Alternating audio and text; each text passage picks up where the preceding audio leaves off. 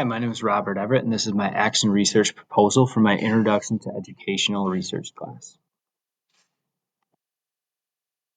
For my action plan, my topic is going to look at the impact of vocabulary on reading comprehension, specifically for English language learners. I want to focus on what methods, implicit or explicit introduction of vocab, have the largest impact overall on reading comprehension, specifically for English language learners. My goal ultimately would be to create a system of data-driven interventions that'll build on ELL students' vocabulary, leading to that increase in reading comprehension.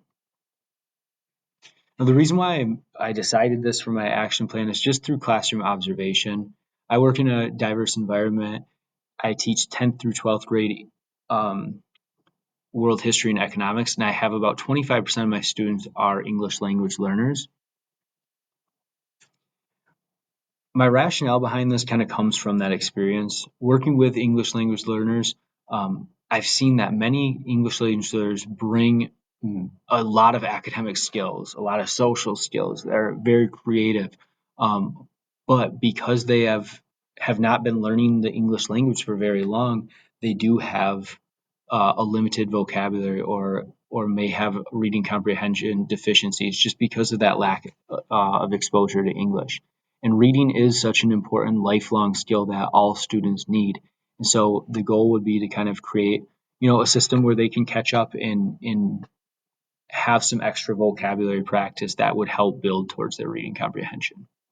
Now, kind of a secondary goal of this and kind of where I would see this going in the future is yes, ELL students have definitely have the need for this vocabulary push as well as reading comprehension, but many of my students that are non-ELL students that are English as a first language students also face a lot of the same difficulties with vocabularies and in reading comprehension deficiencies. And so the goal would be not just to focus on ELL students, but to branch it out and to reach out to all students eventually and build in interventions that would reach to all students.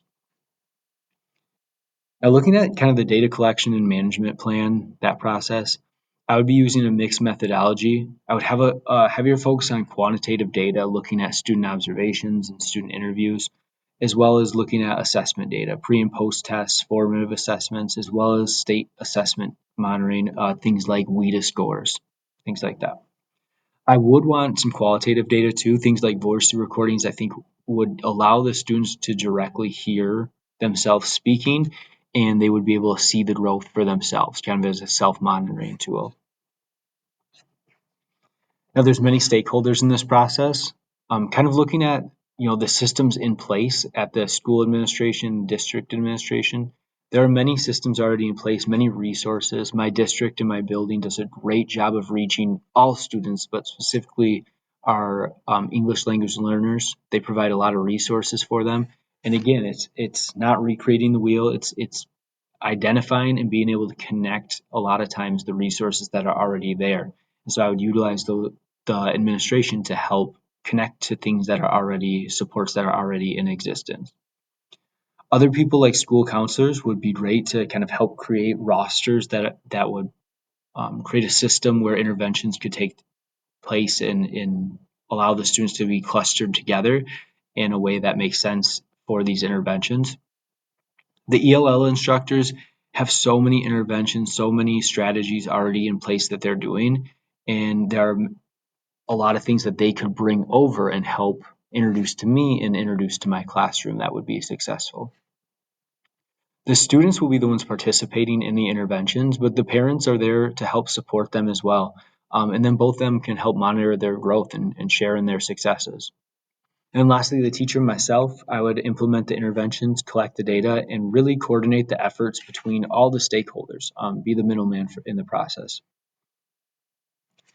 As the implementation of these interventions roll out, we would need about a 4-week period beforehand, pre-intervention period, where we would develop a plan with the staff and start to set some baseline goals and kind of examine the data that's already out there. The next 5 weeks would be rolling out those interventions and then doing our midpoint evaluations. We would start to move forward with our small group and kind of those individualized interventions. And then we would use that midpoint evaluations to kind of look and see how we're hitting our goals and everything. We would reflect on it, and if there are adjustments that need to be made, then that would be a great time to examine what's working, what we need to keep doing, and what would maybe need some changes. We would have another 3-week period where we would push those interventions, whether they're the modified ones based on our midpoint data or whether we need to roll with the same ones as before. But we would continue implementing interventions and collecting data to make sure that we're getting the most benefit. And then last, we would conduct our post-assessment. From that post-assessment, we would look at all of our data. We would start to develop our report and recommendations for how we can increase ELL student reading growth. Now, examining the expected outcomes and benefits for stakeholders, I would expect that we would see growth in vocabulary and reading comprehension. I would use that data to really incorporate strategies for not just our ELL students, but also our English as first language students as well. And again, kind of seeing that broader perspective of overall reading growth for all students.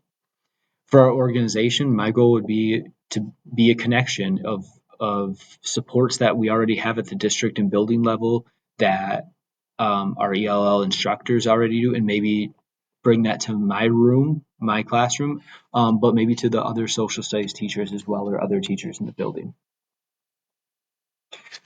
Now, kind of just reflecting on this action research process, with this plan specifically, I am not trying to create a system that is going to last 9 to 10 weeks and then be good.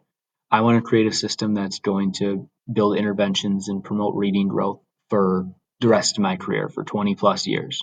That is my goal.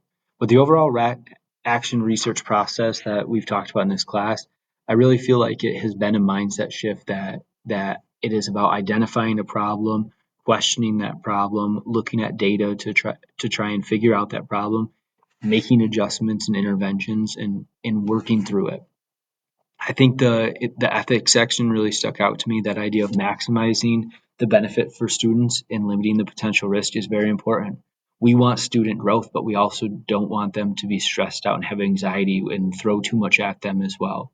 And so I think identifying just the best middle ground for how can we maximize their benefit and promote their reading growth in this case without overwhelming them and making them struggle because it's too much. So I think that's a really big focus on my action research. These are some references that I've used throughout this process with building my action research plan. Thank you.